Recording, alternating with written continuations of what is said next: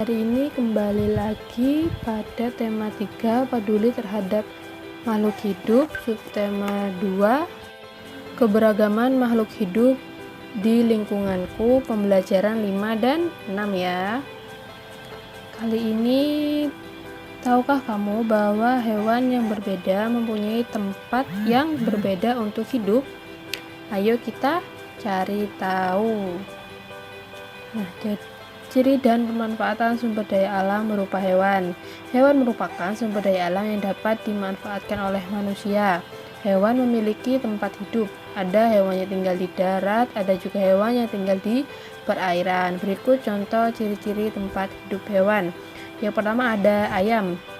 Biasanya bisa kalian lihat ayam di sekitar kalian. Ayam hidup di darat dan memiliki paruh yang berguna untuk mencari makan. Ayam dapat dimanfaatkan daging dan telurnya. Ayam dibudidayakan di peternakan yang biasanya berada di dataran rendah. Kemudian yang kedua ada bebek. Bebek tinggal di darat atau hidup di darat, namun bebek juga dapat berenang di perairan. Bebek dibudidayakan di peternakan, juga dimanfaatkan daging dan telurnya seperti ayam ya. Nah, telur bebek ini dapat diolah menjadi telur asin. Yang ketiga ada kelinci. Kelinci hidup di darat.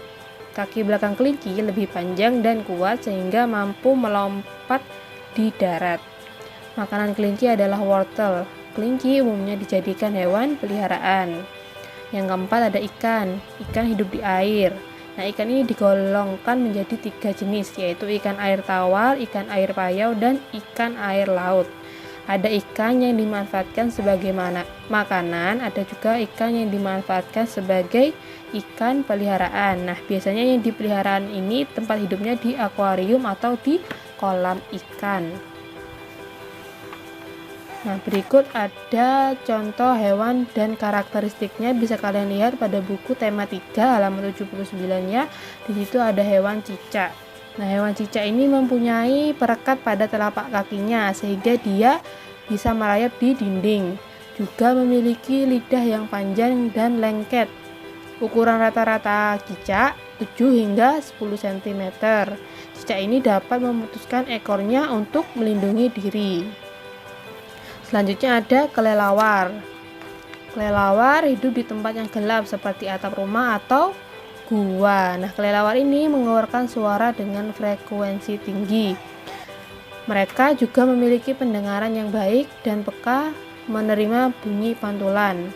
Kelelawar adalah hewan nokturnal karena melakukan kegiatan di malam hari. Ada 2 jenis kelelawar, yaitu kelelawar pemakan buah dan kelelawar pemakan serangga. Yang ketiga ada bunglon. Nah, bunglon ini dapat mengubah warna kulitnya sesuai dengan warna benda yang ada di sekitarnya. Contohnya ketika dia berada di atas daun, maka tubuhnya akan berubah warna menjadi hijau. Atau apabila dia ada di batang pohon, maka dia akan berubah menjadi berwarna coklat. Bunglon mengubah warna kulitnya ini untuk melindungi diri. Bunglon juga mempunyai lidah yang panjang melebihi ukuran tubuhnya untuk menangkap mangsa yang akan dimakannya. Kemudian, kita sudah mempelajari tentang hewan di sekitar kita. Hewan di sekitar kita memberi banyak manfaat bagi manusia. Hewan juga dapat menjadi inspirasi untuk karya seni, khususnya karya seni tempel, seperti mozaik dan kolase. Nah, kali ini kalian mendapat tugas yaitu membuat kolase dengan tema hewan. Bahan yang digunakan yaitu daun kering atau kulit telur. Jadi pilih salah satunya ya. Kemudian dikerjakan di buku gambar ukuran A4. Kemudian ini ada contoh kolase yang menggunakan daun kering. Itu ada gambar burung hantu dan ayam ya, yang sebelah kanan yang warna kuning, daunnya itu anak ayam dan induk ayam.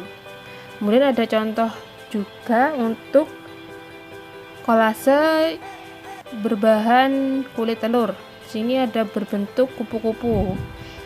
Apabila menggunakan kulit telur bisa kalian warnai ya, jadi bisa seperti pada contoh. Kemudian Sebelumnya kamu telah belajar mengenai wawancara. Sekarang kamu akan belajar menulis laporan yang baik tentang hasil wawancara. Bisa kalian lihat pada buku halaman 90 ya, ada format menulis laporan hasil wawancara. Di situ bisa kalian baca lebih lengkapnya. Yang pertama ada latar belakang, yaitu menuliskan alasan mengapa melakukan wawancara tersebut. Yang kedua ada maksud dan tujuan, menuliskan maksud dan tujuan dilakukan wawancara. Yang ketiga topik wawancara, jangan lupa ditulis juga. Yang keempat waktu dan tempat kegiatan.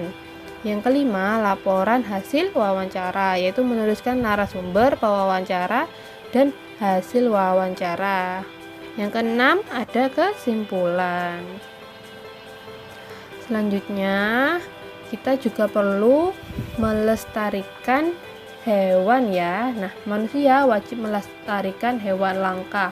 Pelestarian hewan langka dilakukan dengan cara penangkaran hewan langka oleh lembaga yang berwenang. Pelestarian hewan langka bertujuan agar hewan tersebut tidak mengalami kepunahan. Pelestarian hewan sangat bermanfaat untuk kelangsungan hidup manusia. Jadi sebagai warga negara, kita mempunyai kewajiban dan tanggung jawab untuk melindungi dan melestarikan hewan-hewan langka tersebut.